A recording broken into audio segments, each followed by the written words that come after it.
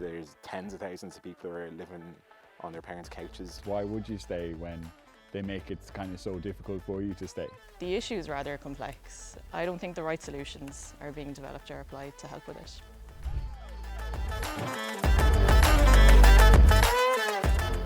This is Fresh Perspectives, a show where we get new perspectives on the social issues that affect modern society. Our contributors will play a game where they pick out a statement. If they agree, they will walk to the agree side and state their reasons why. If they disagree, they will walk to the disagree side and state the reasons why. This is all in order to unify across the different perspectives.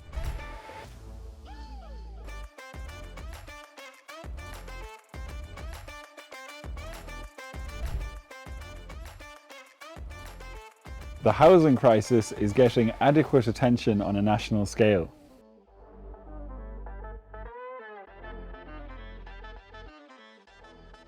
I don't think enough is being done. That's not why I'm standing here. I'm more kind of, is it getting enough attention, as in, are people aware? I don't think you're going to meet anybody and say, oh, have you heard of this thing, the housing crisis, and them say no. So that's kind of why I chose neutral. I agree with everything you've said, but I mean, when you look at, there's like an international housing crisis. Like, a lot of countries are having the exact same issue as us in terms of, you know, homes being bought up by investment funds, and, you know, is that right and stuff.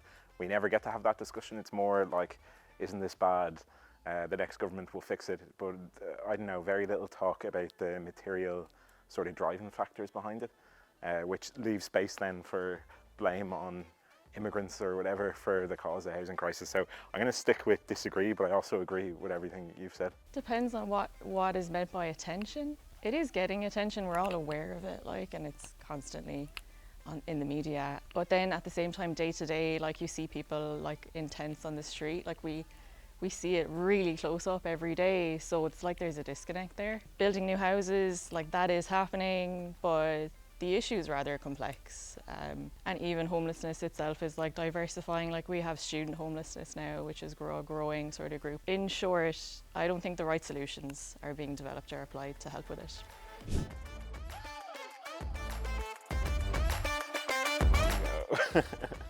Young people are more likely to emigrate due to the housing crisis. Why would you stay when they make it kind of so difficult for you to stay? Myself and my girlfriend were like talking about it, and she'd say, oh, we go to Australia, and I say, we will, yeah, like, absolutely, like, I'm not going on an ocean kind of a thing, wouldn't even think about it. But then when it was actually broken down to me, you could come back with this many €1,000, and I do think it's a contributing factor, you know, that, like, and actually if you kind of, for those that want to stay or have that value in them of staying in Ireland, it's an expensive country to live in, so then does the housing crisis make people want to go? Yeah, definitely. I mean, it's obviously a massive factor. Like, my dad came here from Nigeria, and there's 5 of us kids, and 2 have already immigrated, and I don't know how long myself, my sister and my brother are going to stay. So, like, it's not even just that, but the prospects of actually having somewhere permanent and long term. A lot of countries who don't have, you know, massive levels of home ownership, people are still able to rent but have security in it, that they know for the next 10 years they won't have to abandon their friends to move to another part of the country. There is none of that here. Like, if you're renting, you could easily be in a new place every single year. So, like, the number of people in Ireland who are living on people's couches, like, that's hidden homelessness, you know, that doesn't get caught up in the figures of, like, I think the figures are at something like 12,000. There's tens of thousands of people who are living on their parents' couches, or, you know, 3 generations in the same household because no one can move out. And because it doesn't look like there's going to be a solution soon, it's so much easier to go to Australia or go to the US or go to Canada, or like anywhere that will take you, like, yeah. Definitely, like, when you think about the rental market and who it consists of, it is young people, migrant workers, people maybe in the lower income bracket, and the rental market, as we know, it's so highly pressured, it's very hard to feel secure and stable in it, or even the prospect of maybe moving up within it if there is a tier. The next tier will be home ownership, and as you all know, like, there's such a strong culture here of home ownership, and while that's all well and good, it's created this kind of, I suppose, the rental market being neglected. They happen to be migrants, they happen to be young people who don't have a lot of power, they don't have a lot of clout, you know what I mean, or social status. You know, you could say, oh, the grass is greener, but I think people just have the sense Generally, like we're lucky in Ireland, a lot of our population is so well educated, like we're able to see what's going on in other countries. I mean, it's easy to be resentful about it, but maybe it is objectively just not that good over here in terms of what you get back for your tax. So I think a lot of us are disheartened and disillusioned or are looking overseas, but it's legit. It's the thing of like, people say the grass is always greener, and then you actually go there and the grass is a bit greener. So. And I think like maybe my perspective is slightly less kind of like political and a bit more anecdotal and a bit of a smaller scale, right? A lot of my friends will say, have just like, you know, go home and live with your parents, which is going to change the kind of lifestyle you have dramatically, right?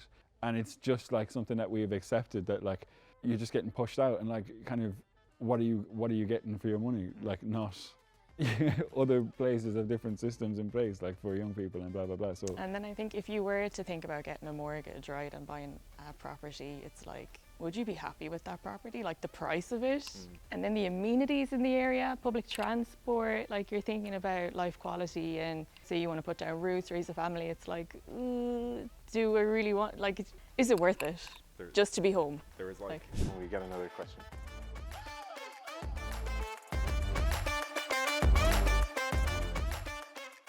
the housing crisis is intensifying racism and violence in Ireland.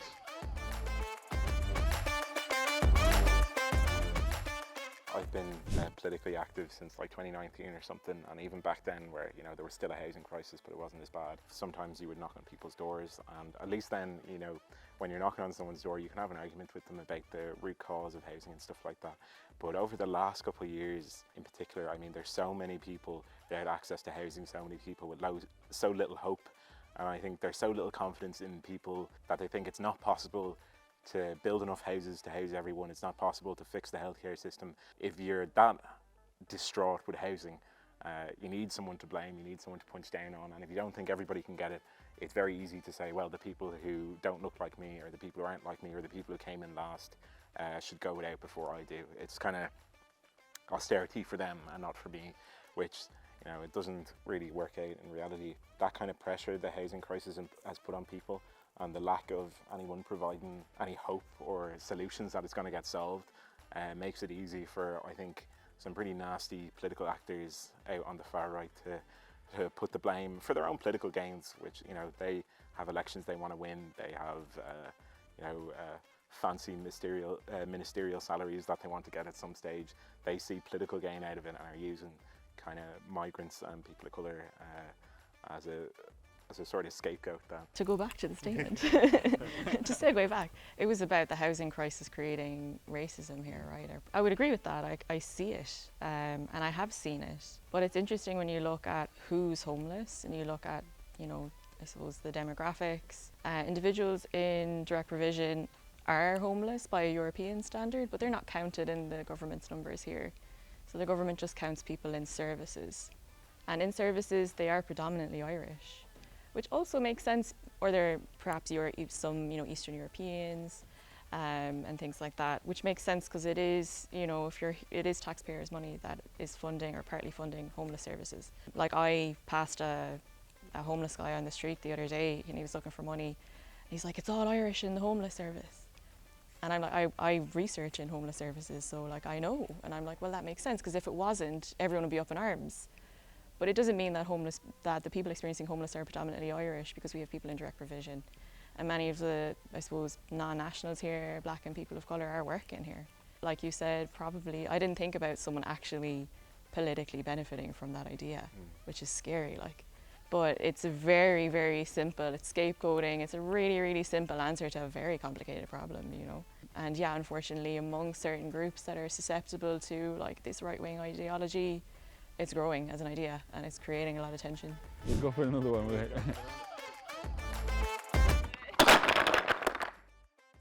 Okay, cool. The impact of the housing crisis is felt evenly across social classes in Ireland.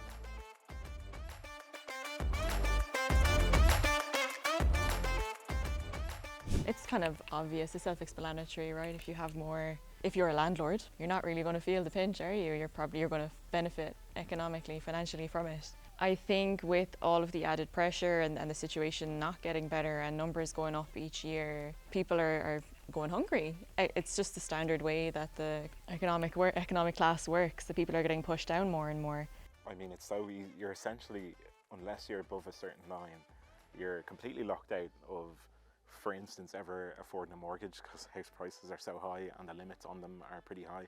So I don't think that the housing crisis applies equally. There's a lot of people who are experiencing none of it, and a lot of people are also, this has been a massive positive for them because rents are going up, therefore their income is going up. Surprisingly, a lot of people who I think aren't affected by this at all, and you know, life goes on and I can afford to look after myself, so therefore I don't care about housing. I'd love to see a census of people who aren't affected. Like, I'm Irish, I'm educated, I'm kind of fairly up, and I'm feeling the pinch as well, do you know what I mean? I actually would be inclined to think, not evenly, not the same amount, but I like to think that every young person in Ireland is being affected.